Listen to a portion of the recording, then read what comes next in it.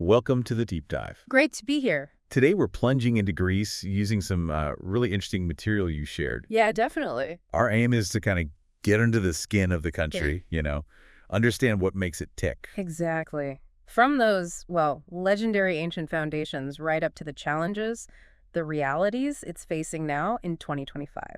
We want to give listeners a clear, insightful picture.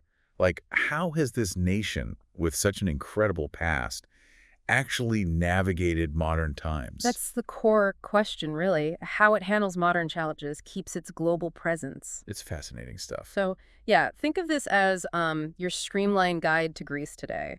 Our mission, basically, is to pull out the key things. Okay. Its geography, the economy right now, that vibrant culture, its global influence. With strengths, too, right? And What there- makes it unique? Absolutely. Strengths, unique qualities, and, you can't ignore the hurdles, the big challenges it's dealing with.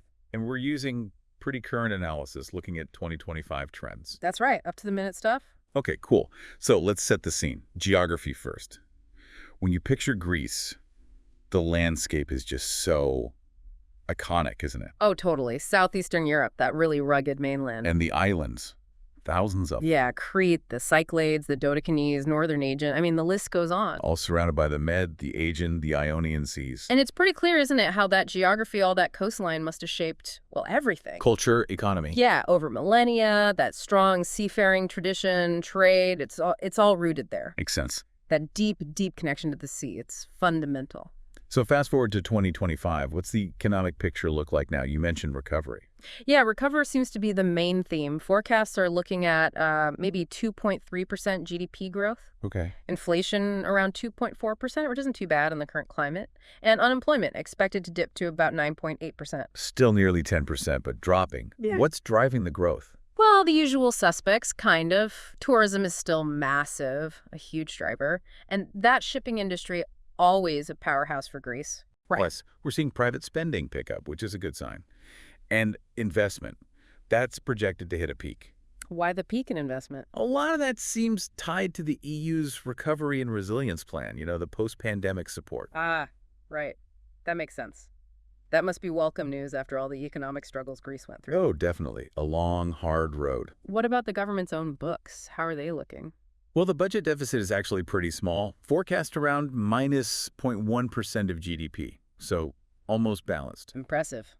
But the debt, that was always the big headline. Still is, really. Public debt is substantial, yeah. Around 146.8% of GDP. Ooh. Yeah, it's a big number. And the current account deficit, basically spending more internationally than earning, that's at minus 7.5% of GDP. So still some vulnerabilities there. For sure. But, and this is a really big deal, Greece is officially out of that long crisis mode. How so? It regained investment grade status. That happened early in 2025, according to the reports. Ah, okay. That's huge, isn't it? It's massive. It signals renewed trust from markets. It could mean lower borrowing costs, more foreign investment, potentially a real catalyst for more growth. Right, not just a label. Yeah. Real world impact. Okay, let's pivot a bit. Culture. I mean, Greece's contribution here is just foundational for the West, isn't it? Foundational is the word, the bedrock of Western civilization, many would say. And that Orthodox Christian heritage seems really woven into daily life. Deeply woven, yeah, like Greek Orthodox, Easter, April 20th in 2025. The sources mention things like the egg cracking, Tsukrisma, Tsukrisma, yeah. Fun tradition. and those Holy Week processions, Yeah. very visible, very important expressions of faith and community. But it's not just about religious tradition, is it? The arts scene sounds lively. Oh, absolutely. Summer means the Athens Epidaurus Festival. Think theater, concerts, often in these incredible ancient venues. That'd be amazing. Yeah, and then you've got the Patris Carnival, usually Feb or March, highlighted as one of Europe's biggest. Just a huge splash of color and, partying. Yeah, sounds fun. So it really shows that unbroken line, doesn't it? From ancient drama right through to, modern arts thriving today. A living culture, definitely. Yeah. So, thinking beyond its borders now, what's Greece's influence like globally in 2025? Well, first off, it's in the EU, a key player there, and in regional stuff too. Okay. But specifically, shipping. We have to talk shipping again. It's staggering. Greece controls something like 21% of the world's deadweight tonnage. That was the 2021 figure. 21%, just Greece. Yep. Basically, the total carrying capacity of ships worldwide, their dominance in moving stuff across the oceans is just immense. Wow. What does that mean for their economy? About 6% of GDP comes just from shipping, employs around 160,000 people. It's huge. Colossal. And tourism obviously shapes its global image, too. Undeniably, the sources mentioned 32 million visitors back in 2023. Speaks volumes about its appeal. Still drawing huge crowds. Yeah. And beyond that, it's a pretty big investor in the Balkans. Albania, for example, Greek investments were like 25% of the total back in 2016. Interesting regional influence there. Yeah. And military. Militarily, it's ranked 32nd globally in 2025, so it contributes to regional stability, NATO. Okay. So a nation with these incredibly deep roots, but also, quite a bit of clout today across different sectors. Exactly. Right. Let's dig a bit deeper into the strengths. What really makes Greece stand out? We've touched on some bits, but let's unpack it. That economic resilience you mentioned. Yeah, it seems crucial. The data shows its GDP growth has been beating the euro area average since 2021. Why that? Seems to be a mix. Those EU recovery funds helping, plus some pro-market reforms they've put in place. And tourism, always tourism. Always. Still vital. It was over 18% of GDP way back in 2008, and places like Santorini, Mykonos, they're still global magnets. Can't argue with that. And shipping keeps coming up as this fundamental strength. With good reason. Fleet capacity is up almost 46% since 2014. Back in 2011, it brought in over $14 billion. It's just core to their identity and economy. Long maritime history paying off. Okay, moving away from just the economy. That history, the culture. Yeah. It's almost unparalleled, isn't it? It really is. Birthplace of democracy, philosophy, the Olympics. I mean, that stuff echoes everywhere. In all those UNESCO sites. Exactly. Constant reminders. And even the geography, like we said, the mountains, the sea that encouraged those independent city-states way back when. Fostering diversity, maybe? Yeah, influenced political, cultural diversity. And obviously reinforced that strong maritime identity again. And these cultural things aren't just museum pieces, are they? Not at all. That Athens Epidaurus Festival, celebrating 68 years in 2025, that's living heritage. Right. And even everyday things, the Volta, that evening stroll culture, and the cafe culture, it all points to a unique, enduring way of life. It sounds like a really fascinating mix, monumental history, but also very much alive today. How does this all add up in terms of Greece's global standing? Not just money or military, but its overall reputation. Well, it's interesting. The sources flag it ranked 26th in the U.S. News Best Countries list. That looks at culture, heritage, economy, lots of factors. 26th is pretty respectable. Yeah. And like we said, the military role in NATO, regional stability, that adds to its presence, especially with ongoing tensions nearby. Right. There's tensions with Turkey. We should definitely get into that when we hit the challenges. But first, let's round out the picture. What are the main hurdles, the controversies Greece is grappling with right now, based on the info? Okay, yeah. So while the economy is recovering, the challenges are still pretty significant. That public debt, still very high, nearly 147% of GDP. So huge. And projections suggest it might even nudge up slightly by year end. Unemployment, though falling, is still 9.8%. That's higher than the EU average. Okay. Then there's that widening current account deficit we mentioned, the 87.5%.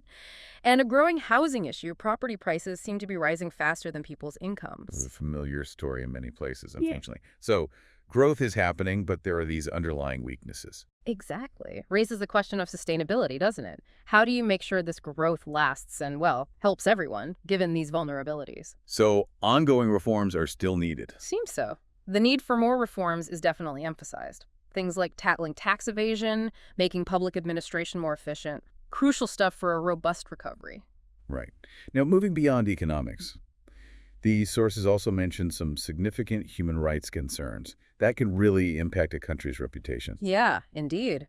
There's criticism about the treatment of migrants, allegations of pushbacks at borders, and poor conditions in detention centers, particularly on islands like Samos. That's concerning. And quite alarmingly, Greece is reported as ranking last in the EU for press freedom. Last in the EU. Wow. Why? Concerns cited include surveillance of journalists, these sort of abusive lawsuits aimed at silencing critics, SLAPP suits, basically, and smear campaigns. It raises serious questions about, democratic health, free information flow. That's a really worrying data point for an EU country. It is. And the environment for human rights defenders, especially those working on migration, is also described as difficult. How so? Accusations against them, like coordinating with smugglers, legal harassment, just a generally hostile atmosphere, it sounds like. These are serious issues, clearly areas needing major improvement. What about the political and social scene inside Greece in 2025? Any big events or ongoing issues? Well, 2025 has a presidential election coming up. There's talk maybe of constitutional reforms, possibly government reshuffles. Yeah. The usual stuff that can create a bit of domestic political uncertainty. Standard political flux. Pretty much. And externally, as we hinted, relations with Turkey remain tense. Disagreements over sea zones in the Eastern Med trying to build confidence. And the whole Cyprus issue, long running, very complex. Right. That never seems to fully go away. And migration keeps popping up. Yeah, it seems it continues to be a big factor. Reportedly, the number of arrivals went up significantly in 2024, highest in 6 years, apparently. Which puts pressure on everything. Exactly. Resources, infrastructure, and it becomes a hot political topic, naturally. And one more thing. That train crash. Ah, yes. The tragic Tempe train crash from 2023. That's still casting a long shadow. There's ongoing public anger, mass protests happening in 2025. Demanding what? Justice, accountability, it really taps into broader public worries about safety standards, government oversight, that kind of thing. A terrible tragedy with lasting repercussions. So, okay, drawing all this together, Greece in 2025 feels like a country walking a really complex path. That sums it up well. It's this fascinating duality, isn't it? Deeply rooted in this incredible monumental past. Which still inspires and influences. Right. But at the same time, it's grappling head-on with very real, very modern challenges in its economy, society, its global dealings. But the cultural richness, its strategic spot, they still really define it. Absolutely. Central to its identity, its influence, still hugely important. It's a really compelling picture. So maybe a final thought for our listeners. Reflecting on this mix, ancient legacy, modern struggles, what do you think is the single most crucial thing that will shape Greece's future? That's the big question. Is it nailing down that economic reform, making the recovery solid, or maybe boosting social cohesion, tackling those rights issues?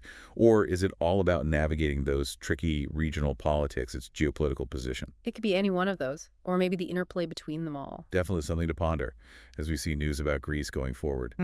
Thanks for joining us for this deep dive.